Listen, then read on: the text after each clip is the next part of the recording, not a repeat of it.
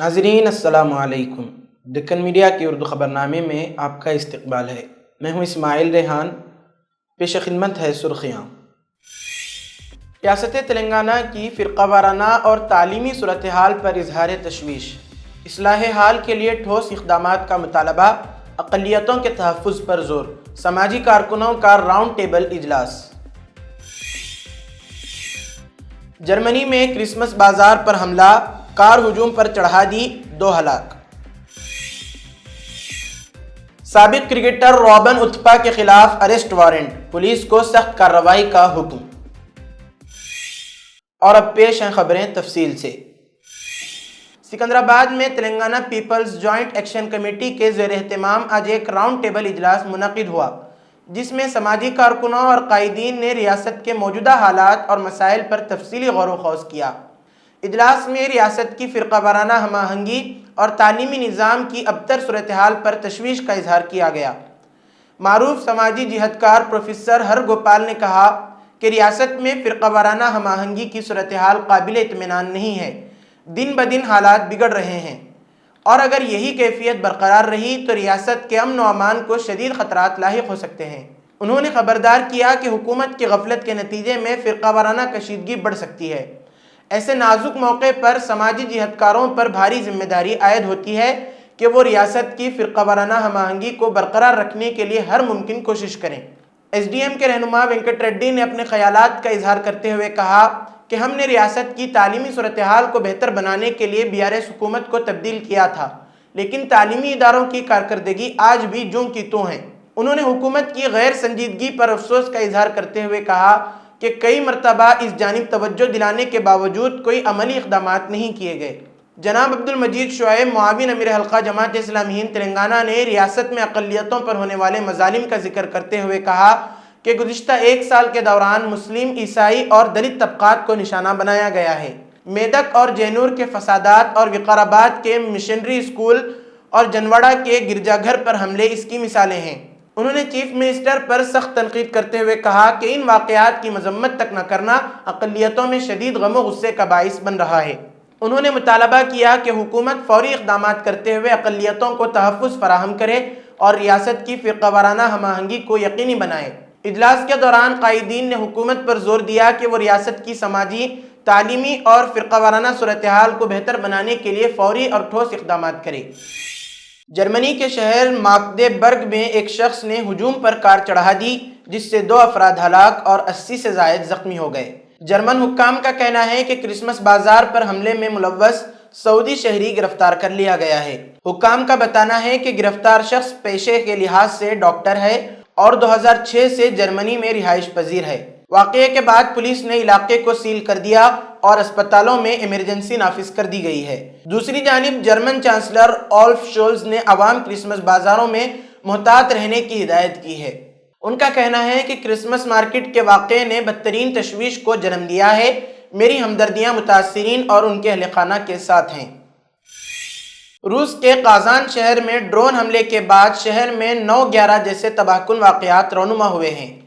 Kazan, جو روسی دارالحکومت ماسکو سے تقریباً 720 کلومیٹر دور واقع ہے، اس میں 6 عمارتوں کو نشانہ بنایا گیا۔ ابتدائی معلومات کے مطابق حملے میں 8 ڈرونز کا استعمال کیا گیا تھا، جس میں سے ایک ڈرون کو ناکام کر دیا گیا تھا۔ روس کی دفاعی وزارت کے بیان کے مطابق ایک یوکرینی ڈرون کو ناکام بنایا گیا ہے۔ حملے کے بعد ایک ویڈیو بھی منظر عام پر آئی، جس میں ایک ڈرون عمارت سے ٹکراتے ہوئے دکھائی دے رہا ہے۔ اس واقعے کے بعد روس نے اپنی سرحدوں پر حفاظتی اقدامات بڑھا دیے ہیں اور مزید نگرانی چوکیوں کی تنصیب کا اعلان کیا ہے تاکہ مستقبل میں ایسے حملوں سے نمٹا جا سکے۔ دوسری جانب یوکرین کی فوجی خفیہ سروس نے بیان دیا ہے کہ روس کے خلاف لڑائی کے لیے روس نے شمالی کوریا سے بھی فوجی دستے بھیجے ہیں۔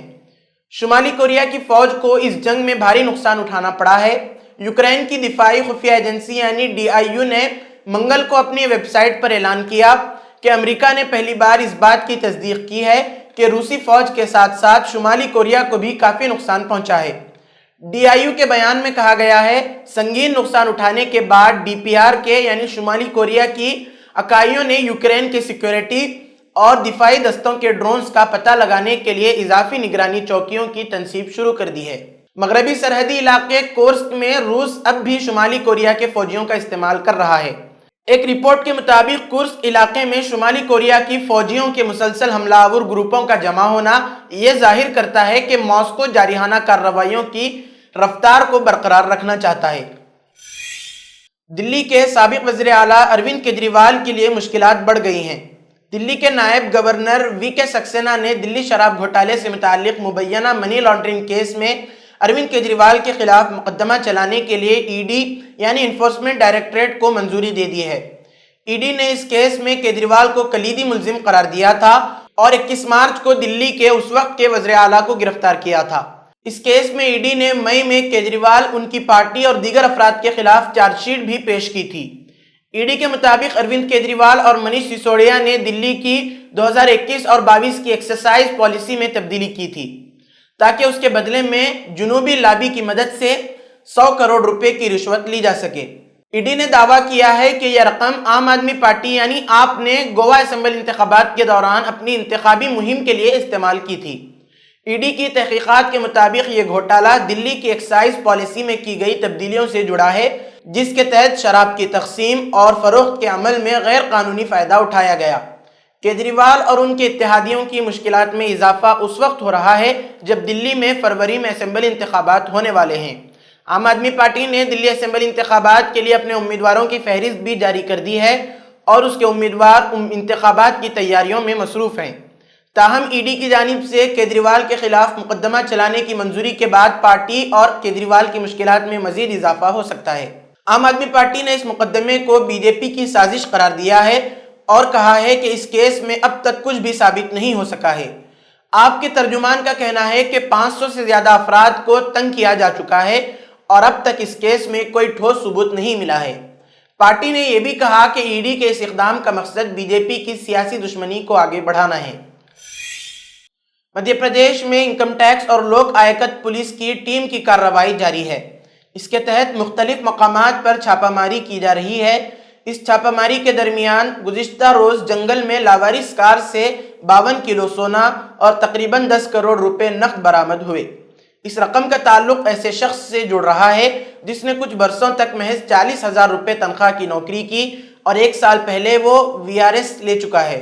اس کے گھر پر ایک دن پہلے ہی لوک آیکت پولیس نے 60 کلو چاندی سمیت قریب 1 کروڑ روپے کے زیورات اور 2.25 کروڑ روپے نقد ضبط کیے تھے۔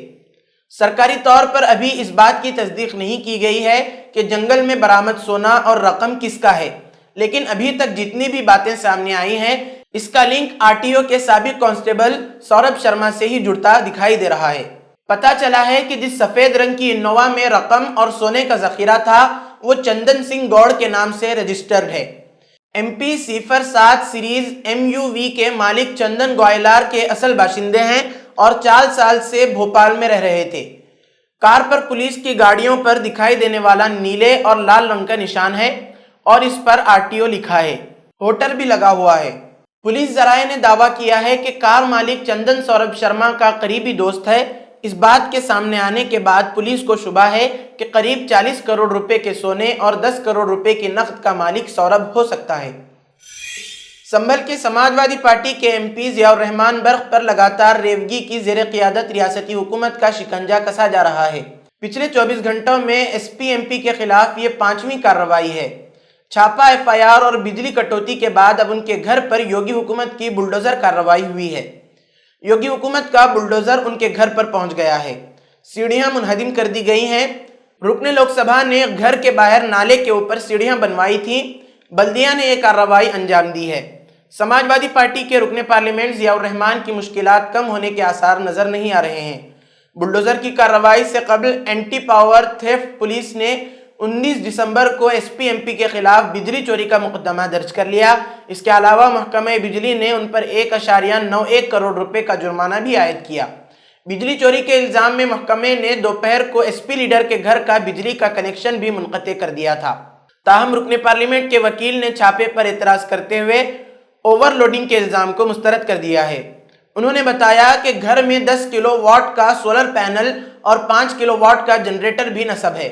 گزشتہ صبح محکمہ برقی کی ٹیم نے پولیس کی بھاری نفری کی موجودگی میں ان کے گھر پر بجلی چوری اور بے ضابطگیوں کی چھان بین کی تھی۔ ریاست آندھرا پردیش کے ضلع پرکاشم میں زلزلے کے ہلکے جھٹکے محسوس کیے گئے، جس سے عوام میں خوف و ہراس پھیل گیا۔ یہ جھٹکے منڈلامورو منڈل کے شنکراپورم، پولاورم، پسپوگلو، منڈلامورو، ویمپارو اور اطراف کے علاقوں میں محسوس کیے گئے۔ منڈلامورو کے ایک اسکول میں زلزلے کے جھٹکے آتے ہی طلباء خوف زدہ ہو کر عمارت سے باہر نکل آئے۔ سرکاری دفاتر میں بھی ملازمین جلدی سے باہر آ گئے۔ بتایا جا رہا ہے کہ جھٹکے تقریباً 2 سیکنڈز تک جاری رہے۔ خوش قسمتی سے ان جھٹکوں کی وجہ سے کسی بھی قسم کے جانی یا مالی نقصان کی اطلاع نہیں ملی ہے۔ قابل ذکر ہے کہ حالیہ دنوں میں تلنگانہ اور آندھرا پردیش کے مختلف مقامات پر زلزلے کے جھٹکے محسوس کیے گئے تھے اور اب دوبارہ جھٹکوں نے عوام میں بے چینی اور خوف کی لہر پیدا کر دی ہے۔ سابق ہندوستانی کرکٹر رابن اتھپا کے خلاف پروویڈنٹ فنڈ گھوٹالے کے الزام میں اریسٹ وارنٹ جاری کیا گیا ہے۔ 39 سالہ اتھپا، جو ہندوستان کی جانب سے 59 انٹرنیشنل میچز کھیل چکے ہیں، ان پر الزام ہے کہ انہوں نے اپنی company centuries life styles brand private limited کے ملازمین کی تنخواہوں سے پی ایف کی رقم کاٹ لی تھی، لیکن وہ رقم ان کے پی ایف اکاؤنٹس میں جمع نہیں کی۔ اس کے نتیجے میں تقریباً 23 لاکھ روپے کا نقصان ہوا، جس کے باعث ان کے خلاف قانونی کارروائی شروع کی گئی ہے۔ P F commissioner Sadakshari Gopal Reddy نے 4 دسمبر کو پولیس کو ایک خط لکھا تھا، جس میں اتھپا کے خلاف اریسٹ وارنٹ جاری کرنے کی بات کی گئی تھی۔ ان کا کہنا تھا کہ اتھپا کے خلاف کارروائی کی جائے اور ان کی گرفتاری کی جائے۔ اس خط کے بعد پولیس کو اتھپا کے خلاف سخت کارروائی کرنے کی ہدایت دی گئی، لیکن پولیس نے اس وارنٹ کو پی ایف دفتر واپس بھیج دیا اور کہا کہ اتھپا نے اپنا پتہ تبدیل کر لیا ہے، جس کے باعث ان کی گرفتاری ابھی تک ممکن نہیں ہو سکی۔ اسی کے ساتھ آج کی خبروں کا اختتام ہوتا ہے۔ کل پھر ہوگی ملاقات نئی خبروں کے ساتھ۔ دیجیے اجازت۔ اللہ حافظ۔